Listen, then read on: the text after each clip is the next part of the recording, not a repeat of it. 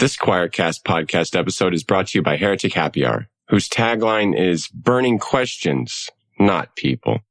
Join hosts Sean DeJaw, December Rose, Dr. Reverend Katie Valentine, Keith Giles, and myself, Matthew J. DiStefano, for a happy hour filled with quality conversation, fine fellowship, and perhaps even a laugh or two. Unapologetically irreverent and crass, yet sometimes profound, we make sure to pull no punches and leave no stones unturned as we discuss the Christian faith. But listener, beware. There will assuredly be some serious sacred cow tipping. If that sounds like your cup of tea, or bourbon if that's your thing, head on over to heretichappyhour.com to stay up to date with us. And be sure to subscribe wherever you get your podcast fix. Western Christianity has spent the last 2,000 years telling everyone they're separated from God. This is Not Church with John and Nat Turney. Hey, everybody, welcome back to the podcast. John just took a drink. Literally, as I said that, I thought he was going to spew whatever alcoholic beverage he's drinking all over the screen, and I would have laughed my ass off. Anyway, let me try that again. Welcome to the podcast. My name is Nat Turney. I'm with my brother John, the dapper as always, and what other adjectives can I use for you, John? Dapper and also a loser. Wow, that seems uncool. Your self-talk needs some work, man. You are dapper and also kind of dandy. And this is John. Say hi, John. Hi, John. What are you drinking, by the way? Is that beer?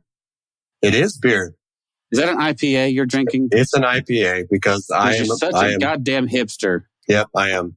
I should be like putting wax in my mustache and getting the curl out. Yeah. Oh man, you should learn to play the accordion.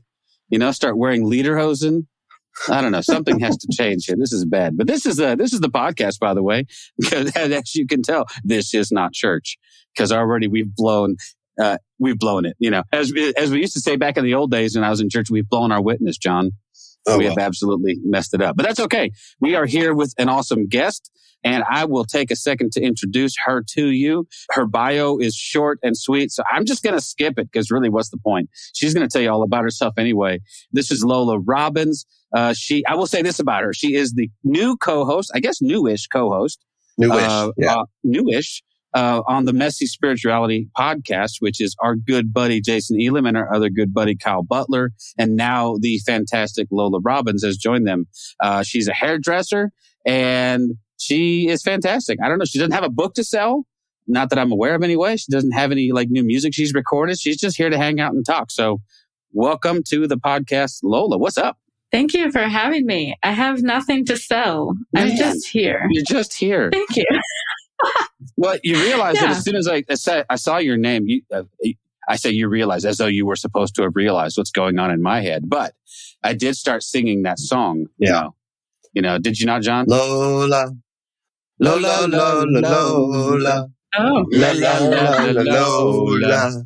Dun, dun, dun, dun, dun, which Weird Al Yankovic later turned into Yoda. I did not think I was going to get serenaded, but that was good. We try to serenade as much as humanly possible. So, we're full of silliness today. We can't help it.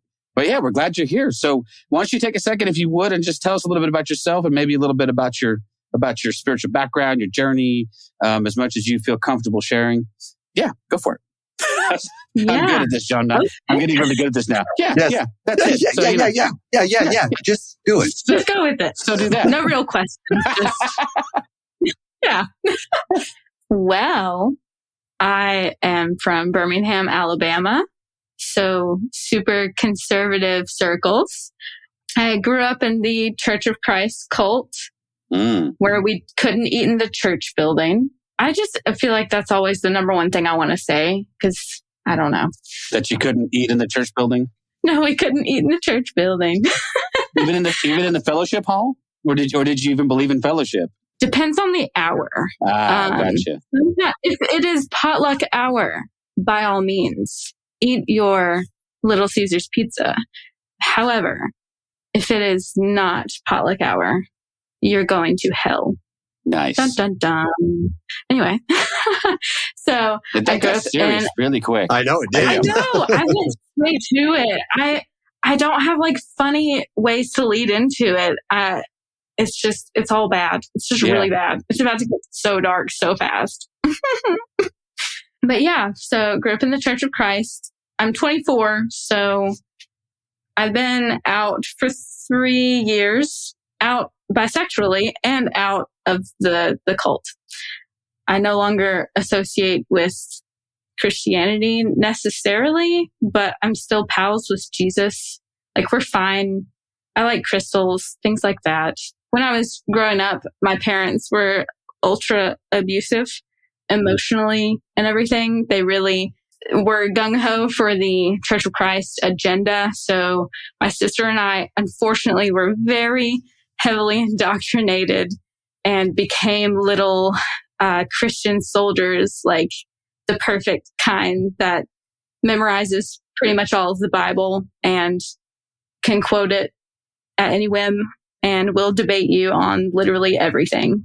So my upbringing was just very conservative and boring and abusive. So I don't remember a lot of it, but I never really questioned it, honestly. I became heavily involved in ministry with like teens and everything when I was in high school. So I couldn't teach boys or anything. That's not allowed in the Church of Christ. A woman we just can't take leadership over a man. Right. We're not supposed to be in charge of worship or any kind of teaching, except you can teach children. But once they're like the age of accountability, it's a no-go. So I always found that really, really weird, right? So a woman can teach like Sunday school, right? As long as the person they're teaching, male or female, is young. But we always talk about how these minds of children are so malleable, right? And we can potentially change their thoughts or the way they think. And we, in these churches that don't want women in authority, they give them permission to teach these children who have these malleable minds. So I have found that I will admit that my experience with Church of Christ is limited. Yeah, me too. I have a couple of friends who were there. I have an acquaintance who's a pastor of a Church of Christ church, and I know who Max Lucado is. But other than that, I mean, I just got triggered. Sorry. Yeah, sorry. I bet. I don't have much to go on. But are they as ultra conservative as I've always sort of felt they were? I know they don't. Like you can't have instruments in worship in Church of Christ, right? Because the Bible never specifically said you could. So worship is like a cappella vocal stuff, right? Yes, we are not permitted to use instruments. It's all a cappella. And we also don't have worship teams. There are some like liberal churches of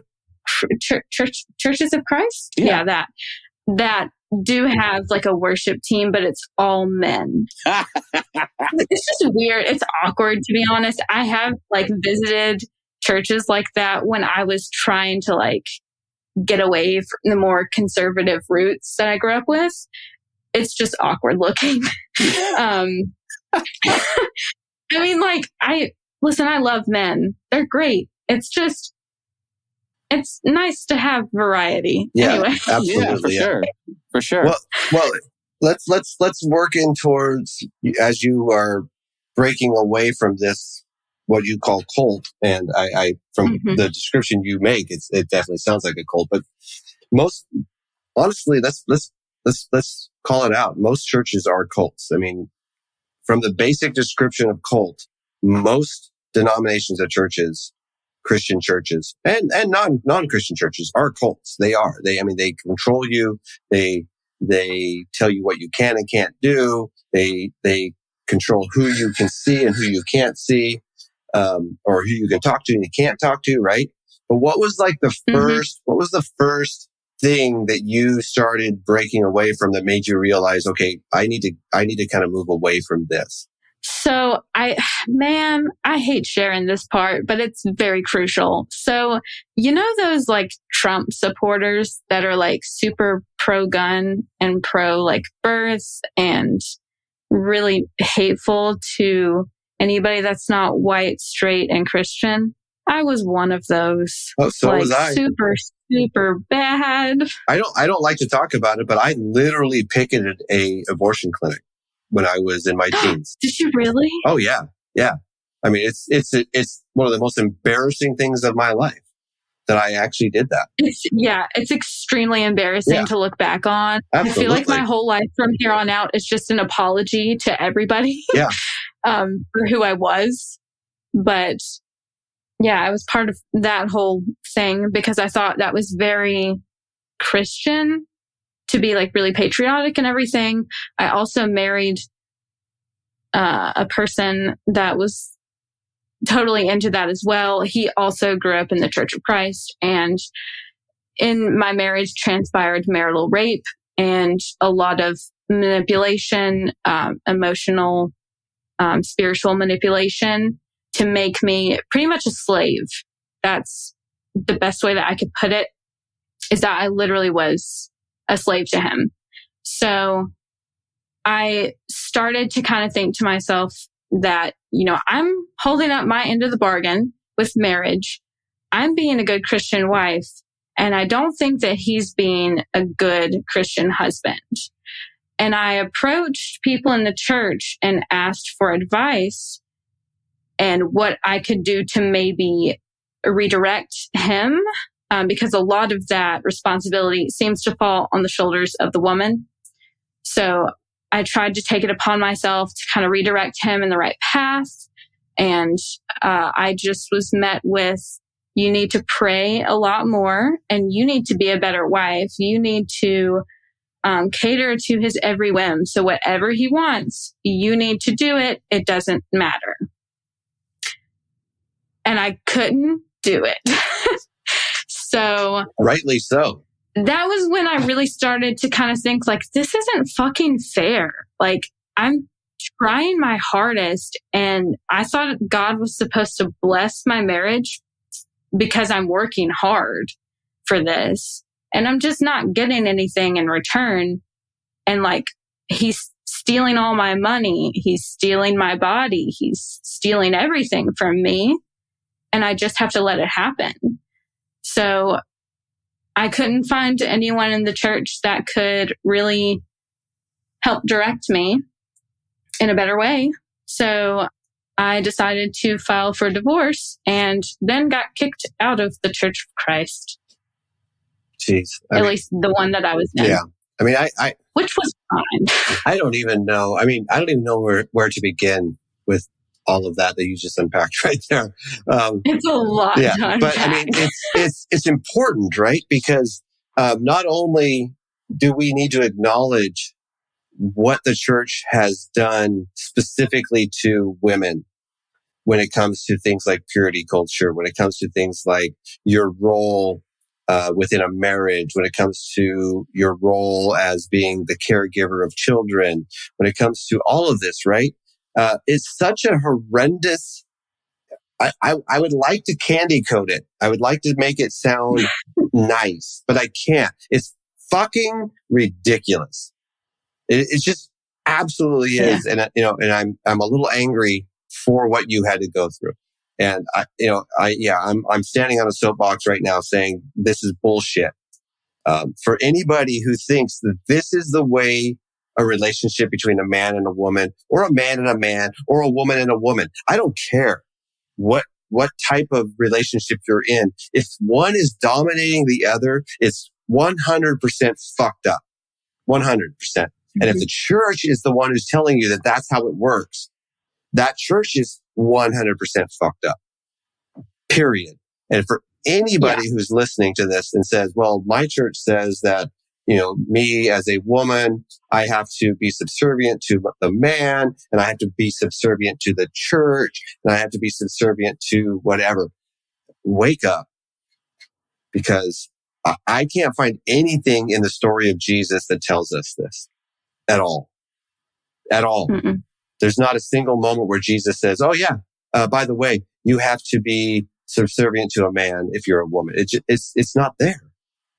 And it's completely and ridiculously made up for the power of the white, heterosexual, middle-aged man to be in control over whoever, right? Word. Yeah. Okay, I'm off my soapbox. I just popped up in time to say word. Well, I mean, and I get it. I'll step off my soapbox, but there are times where I get so fucking pissed at the church, and this is one of them. This is one of the things that I think the church is 1,000% messed up. Well, you know what? It reminds me, John, of that conversation that we had with I think it was Beth Allison Barr, and she's brilliant and I love her. And she had mentioned that, through all of her studies, she's a medieval historian, right? So she's a brilliant woman. She's got her multiple degrees in her discipline. And she's like, listen, if you think this idea of patriarchy is a Christian phenomenon, it's not. This is something that Christian, that religions have perpetuated for eons and eons. What's telling for her is that the Christian story was supposed to subvert that. And instead it just fell in line with the same old narrative. The Christian, if you believe in the kingdom of God that's supposed to subvert and work differently than the regular, sort of human kingdoms and empires, then why are we still perpetuating these same things?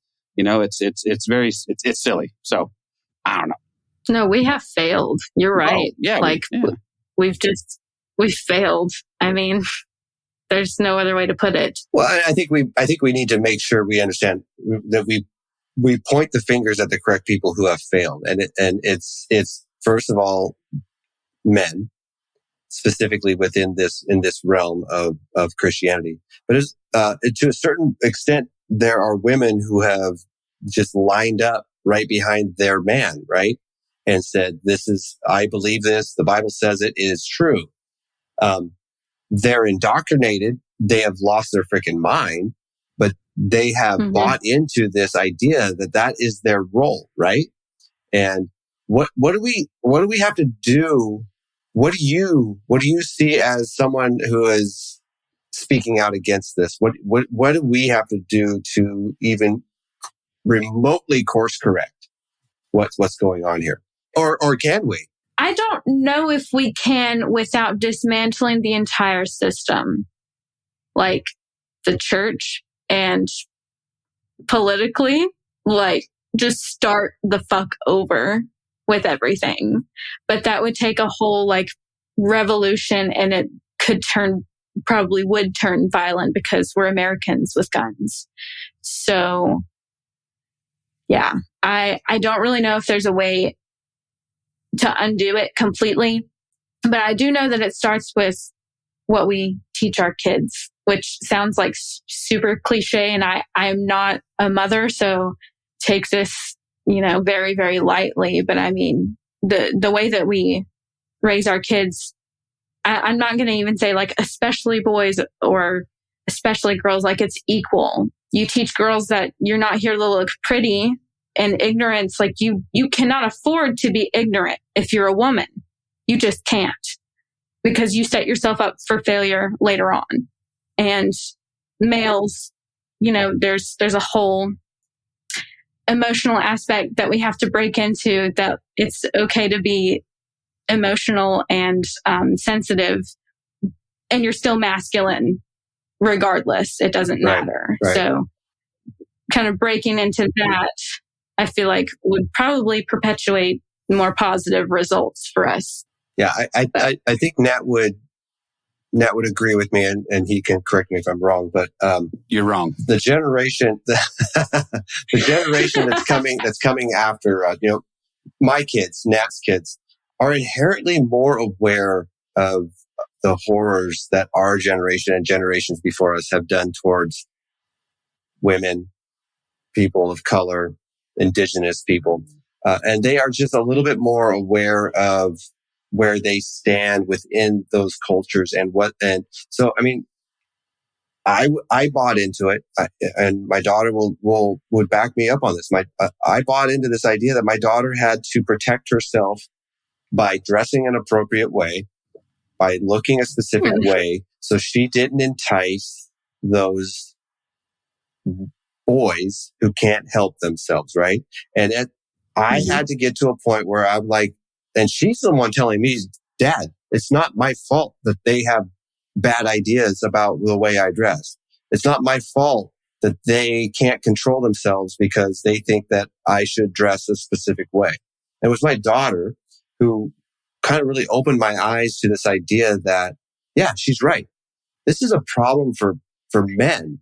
This is a problem for the way we raise boys. It should matter. Just go back, John. I hope you were spared some of this, Lola. I hope you were spared some of this purity culture bullshit. But John and I were fully immersed in it as kids, so we came up through youth groups and stuff like that. And we would have these really hella awkward conversations where they'd take the youth group and they'd take all the boys in one. And, the youth pastor would talk to us, and then his wife would go and take the girls, and they would talk about girl stuff. And inevitably it came down to, their very stereotypical definitions of how men respond, to visual stimuli. Oh, we're very visual. So and they were telling these poor girls, like, listen, you're responsible, for not putting these thoughts into these poor kids' brains as though we didn't have any control. And so there's like this tremendous amount of pressure on girls to simultaneously be pretty and be attractive, but also don't be too pretty, don't be too attractive, right? So you have to dress modestly, but still be feminine. It was a minefield for girls, and I think that purity culture thing did a lot of damage. Gave a whole bunch of girls a lot of unnecessary stress about their own sexual identities and about, the way they interact with the world. And then obviously I think for some nefarious minded people like we were, gave us excuses to be assholes. Hey, listen, it's not I'm just the way I'm built, man. My youth pastor told me so. I don't control these thoughts. So, the worst thing was like going to like church camp and the dress codes for these poor girls having to go to if you go to the pool, these were the rules for swimsuits. It was just this, again, a tremendous amount of pressure placed on an ideal of feminine sexuality that had to be completely constrained and inhibited. I don't know. I'm with you. I'm not sure that it can be course corrected without just tearing the whole damn system down and starting over again, or deciding the system's not worth rebuilding and just do something else. And too, it comes back to like sex education too. Yeah. I don't know if you guys experienced that, but sex education for me was literally don't have sex. Yeah. And if you do, you will get an STI and you will die. Right. So if you have sex, you'll die. So you're allowed to love whoever, whatever you like. Yeah. And that's fine. Yeah. Like if it's female, if it's male, if it's something off the wall, I don't know. You're allowed to like that, except children. Then you can die anyway. Except children. Yes. I will tell you anyway. So how about any consenting sentient being? Yeah. You are an adult. Yeah. Yeah. Let's make sure they're, because I really think that's one of the things that when I did finally start to think about this issue differently, what I had to come to terms with was, okay, what is, I have to come to terms with what the Bible says because that's what I'm going to hear all the time, right? But I really think the writers of scriptures were less concerned about, which body parts touched it. I think they were more concerned with power dynamics. And so there's a lot of the stuff that's baked into, listen, let's just not be horrible people who abuse other people because we are in a position to do so. And so, Jesus doesn't have much to say about it. So if we want to follow what Jesus has to say about the issue, then we don't have much to go on there, really. But yeah, John's right though. The generation of our kids, which you're at about the age of my oldest daughter. Oh. So for her, it's a non-issue. She thinks about it the way that I think about things like interracial couples. Like, why do I care? You know what I'm saying? But my father's generation, that would have been a scandal. So maybe generationally, we're getting a little bit better as we go. I don't know. I don't think twice about certain things that, 40 years ago would have been scandalous as hell. Yeah. I think that we've come a long way since I guess y'all's generation. I think that we're just going to keep getting better if we stay self-aware at all times, if possible. Just being self-aware seems to have really, I guess, helped me. It helped me undo all of my stupid Trump gun shit. So, I think education is not the enemy. It is the enemy of church, but it's not the enemy for us. Yeah. And I think more educated that we are, I think that's going to help. Yeah, I definitely agree. Education definitely is the enemy of people who want to maintain control of their people, because that's likely to come along and undo. John mentioned something earlier about churches and cults, and I think he's right. There's a lot of cult-like tendencies inside of a lot of institutional church. I just don't think there's any way around that. I wrote a whole chapter about it in the book that I have coming out soon. But I see those parallels, between trying to control, trying to limit the things that you can do and what you can who you can associate with, trying to get money out of you, all of the things that cults typically do. Yeah, I mean, we have to be self-aware. You're right about that. We need to be aware that when our tactics look like that, we're walking a tightrope. But yeah, interesting stuff, John. Hey, let me ask you a question then. Now let's talk about the podcast. How in the world, I guess Alabama, put you geographically somewhere nearby with Jason. So did y'all know each other? How did you know each other? Let me ask you that. Yeah. So funny story. I had just divorced my person, and I was kind of talking to every pastor I could get my hands on, find on Facebook, whatever. And from all different denominations and everything. And I was asking, am I going to hell because I divorced my husband?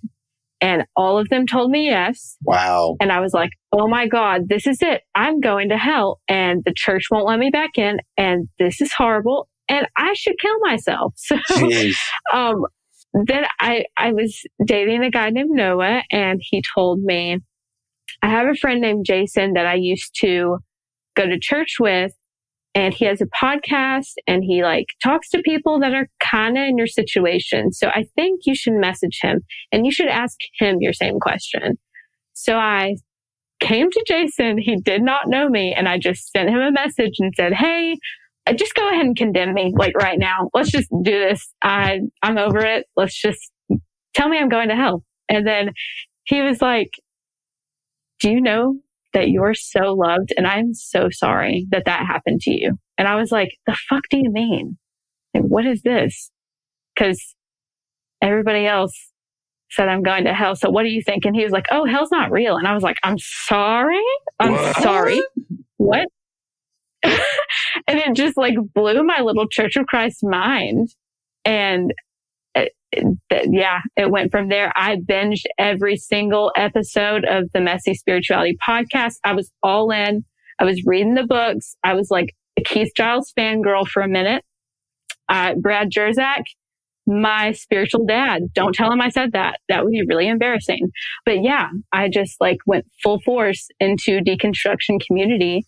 And I got close with Jason. He always kind of treated me like a little sister. Every time I had questions about scripture, I don't know, what's the purpose then of the crucifixion if there's no hell, or I don't know, stuff like that. I would just kind of pick his brain on that. And he would just kind of give me some history and kind of make things logical and educate me and send me places where I could gain this information outside of scripture. And I was like, holy fuck.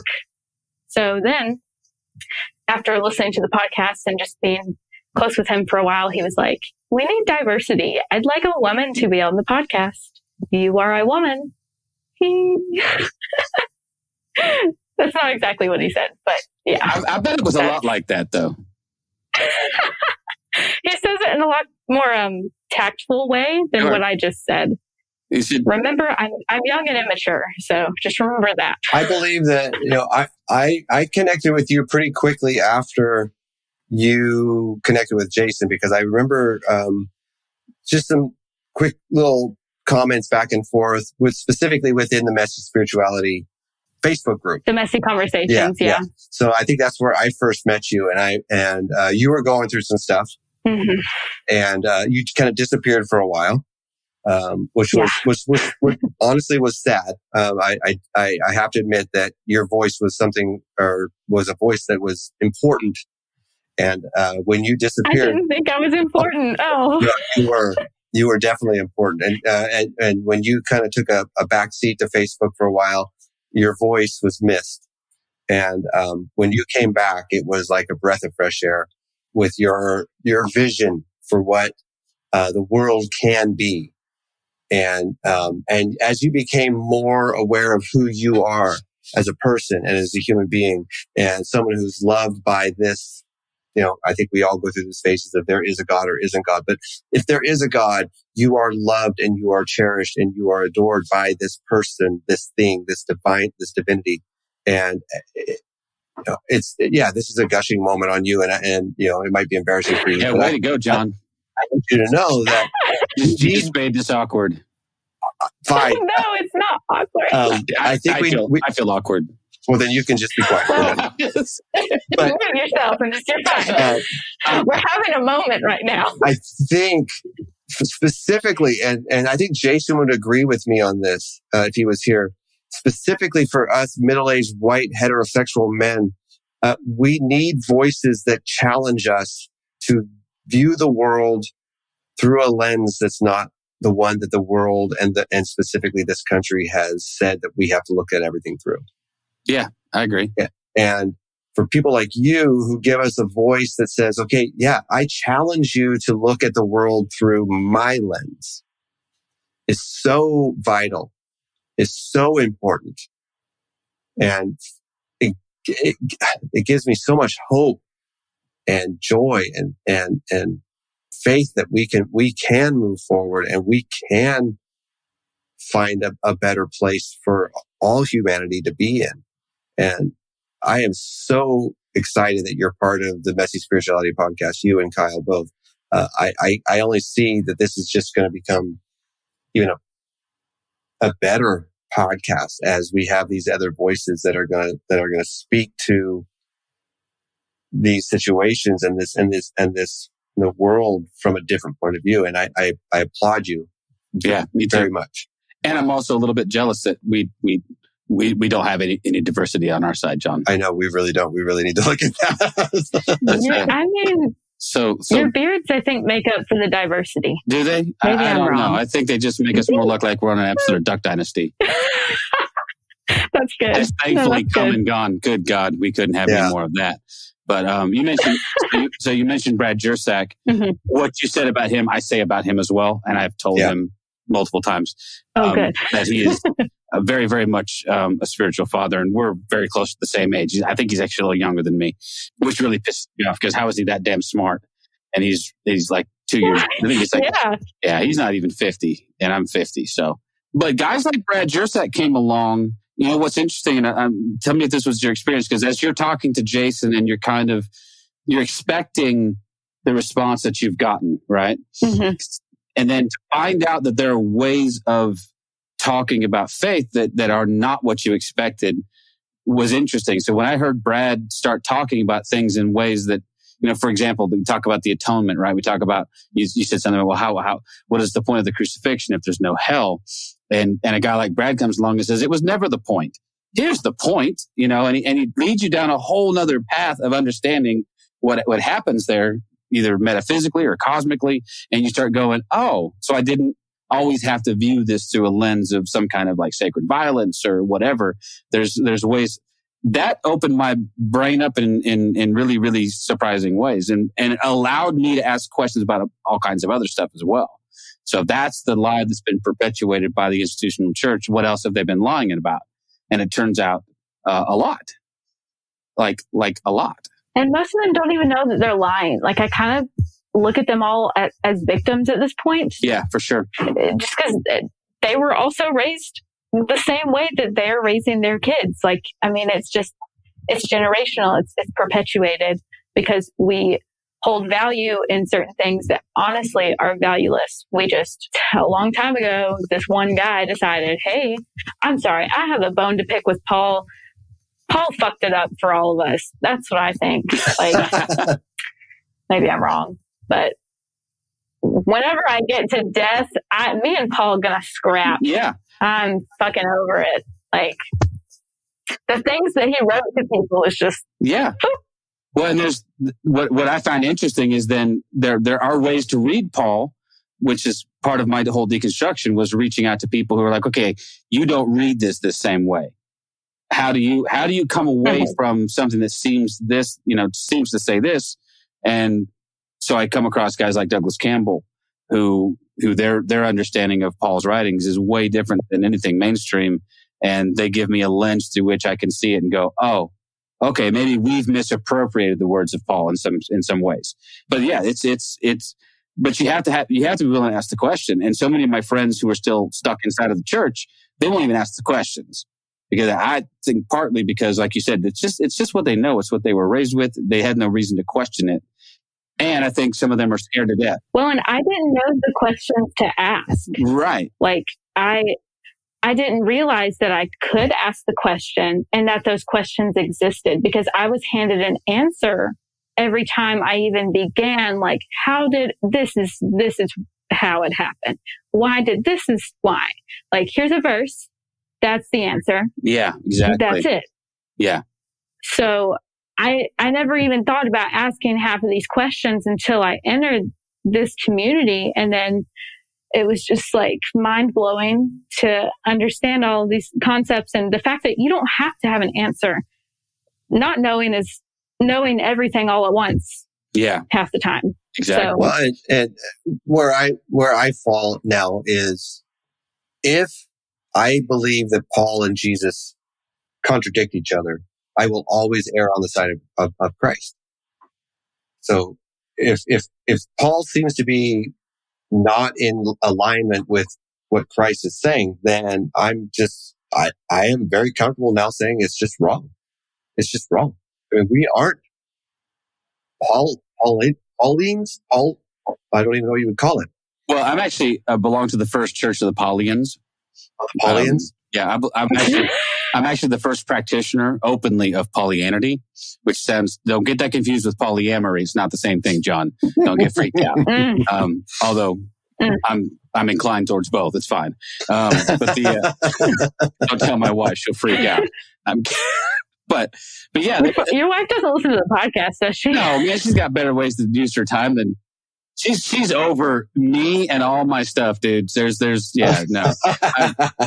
When I first started writing this book, she wanted to hear every chapter. About 2/3 of the way, she's like, I'm really over this whole, just stop reading the book to me. So, yeah, I'm like, hey, Brian Zahn just endorsed my book. She's like, hey, who cares? No, Brian who? No, I'm joking. Kim, if you are listening, which you're not, but she was very excited. She's very happy about that. Love you, Kim. Right? See, you know what? I have to say this before we go any further, John, and this has no bearing on this conversation at all, except that when I look to the left of my screen, I feel like Johanna has joined us on the podcast. Oh, a little bit. Yeah, I get it. I get it. Lola reminds me of your daughter very much. Yeah. You do look a lot like my daughter. Yes. You do. Just not look like her. I mean, just even the mannerisms and the just the freshness of the way, and I mean that very, very complimentary. Just the freshness of the way you talk. You know what I mean? Like I don't feel like there's any guile there. Johanna has no guile whatsoever. She is who she is. And if you don't like it, you can go fuck yourself. That's Johanna. And I feel like, I love her already. You would. You'd love her. She's the bomb. My daughter, will actually just turn 23 on the 27th. So, as I raised my daughter outside the church, very purposely, I raised all my children outside the church. I left the church when I was 18, and our listeners know this. They've heard this many times, so I'm not going to go into it.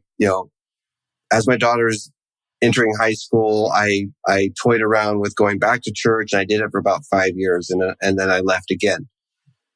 But in all of that, I raised my children to not use church as a crutch, as a way to excuse bad behavior, excuse anything that would be considered not okay within just normal, like human to human contact, right? Or connection. And so my daughter is way better than I am when it comes to protecting the marginalized and protecting the people who can't protect themselves. And I am so proud of her. And she has taught me more than I've ever taught her in how to be a better human being. And she's not raised with all this baggage that comes from church. You know, as I try to come to some connection with some kind of faith, because I feel like I need it, right? I don't know if I do or not, but she's like, yeah, whatever. It's not part of who she is. She is a human being who loves. She may be more aware of her like inner divinity and already more in tune with it because she didn't have to rely on an outward being or system. So I think that probably helped attune her to that. And that's awesome. I love that. I'm so happy you raised her outside the church. Unfortunately, she had me as a dad who had all that baggage regardless if I left the church or not. So she had to deal with my baggage. And she will tell you that there was a lot. There was a lot of baggage. None of us escape baggage, man. None of us do. I'm coming to terms with that myself. You know, I did my best, you know, but I inevitably put some stuff on my kids that I would go back and take back. But, did the best you could, you know, you raised some pretty good kids. They're all right. You know what my therapist told me the other day? My therapist told me, you know, nothing you ever did really was a mistake. You made the decisions that you made with the information that you had at the time, and you made the best of it at the time. So she kind of, I don't know, the way that she phrased it was there's almost no mistakes in life because we're just choosing the best option that we see with the information that we currently have. Yeah.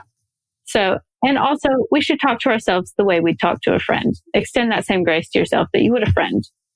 True. You know, yeah, that's helped me a lot. Isn't that like the hardest thing? I mean, like, you know, oh my God. I'll speak for myself. I won't speak for you guys, but I am the biggest advocate for telling people to give themselves grace, right? You were in a place where, you know, bad shit happened and you did the best you could and you moved forward and you should applaud yourself for making it through this shitty situation. But I'm the first one to tell myself that I'm a shitty human being because I couldn't figure it out. Right? And we do that to ourselves over and over again. And yeah, I'm also in therapy, and actually I got some of the best advice recently from a book I read. And I'm trying to rack my brain on what book it was. I read so many books, but it was a concern that this person's, as they were getting into a marriage, and they were, it was Brene Brown. It was Brene Brown. And as she's talking about getting married, and one of the things she said was, I feel like this marriage is doomed because it's just doomed. We don't see eye to eye. We are having problems, and this is within the marriage that she's in. And one of the things that her therapist said to her was, well, yeah, I can see it because your partner likes you more than you like yourself. And I had to twist. Okay. Yeah, I literally had to stop what I was reading and put it aside and go, oh, fuck, that's exactly where I am. My wife likes me more than I like myself on any given day. See, and that's how I avoid this whole problem, though, John. You just don't like yourself? No, my wife doesn't like me. So that's good. I mean, I like myself at least. Loophole. I'm sorry. This is my inability to sustain a serious moment for more than 5 minutes. So to interject the joke. But I mean, you're right. It's 100% true. Yeah, my wife likes me more than I like myself. And until I can come to a grips with that I'm a likable person and I should like me, we're always going to have this chasm of distance because I don't like me. Right. Well, and Lola, when it came to co-hosting this podcast, was there any of that for you? Any of that self-doubt that was like, hey, why would Jason want me for this? Or, you know, maybe because you're young and you maybe don't, you said it earlier, you were immature. I don't think that's true. I think you're mature beyond your years. But was there any of that hesitance on your part to go, hey, well, yeah, what am I going to contribute or what? There's doubt about bringing me onto this podcast right now. Like every time I'm invited to speak on something or just have a discussion with someone, I think I'm not a writer. I'm not very educated. I'm not funny. I'm just here. I'm just trying to be a good human and undo all my trauma so my kids don't have to deal with it one day. Yeah. But like I'm always doubting myself And I had to do this exercise in therapy where she literally told me, right now, talk to yourself the way you talk to a friend in your situation. Go. And I had to speak out loud to myself and say kind words to myself. And it was so telling of the amount of trauma that came from what the church had told me about myself and what Christianity had told me about myself, that you're a piece of shit and you're unlovable and your big brother Jesus had to die for you so that God could maybe look your way. Maybe. Yeah. But even then, you're still a piece of shit the rest of your life. Get baptized, still a piece of shit. Mess up, still a piece of shit. So like, it's just this theme that you're never enough. You'll never be enough. And that's it. Like that's it. Yeah. Well, maybe if you like check marked all the little things, like you converted enough people, maybe you can get into heaven. Maybe if you do just enough, but still, once you're in heaven, you're still just a piece of shit that was just graced. Yeah. Well, that's weird because that's what a lot of my friends inside of the church would call good news.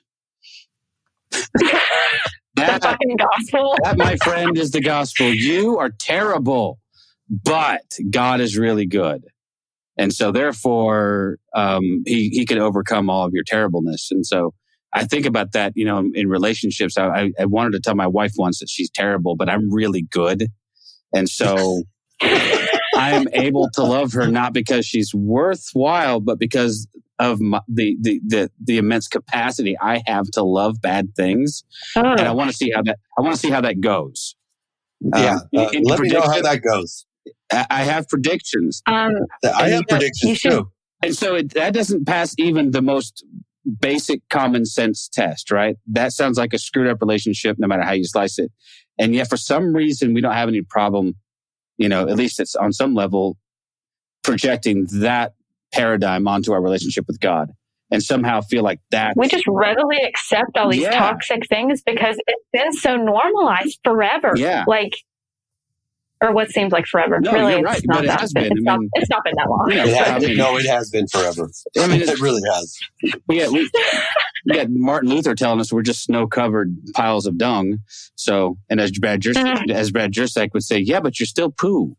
Which I just love the way he says stuff. But you can mix shit and ice cream, you're still gonna have shit. That's what I'm saying. So that's something I think you bring to the table. Then is that exercise, by the way, is really good. That would be very telling to say, okay, here's my situation. If I were somebody else, how would I counsel and advise them? And I bet I would be really nice. But to me, you don't even realize how nice you are to other people and how empathetic and considerate you are to them, and how easily you can forgive another person versus yourself, or say you're worthy of forgiveness for this. Don't beat yourself up over this. This is not worth it. Right. You're going to move past this. It's just a feeling.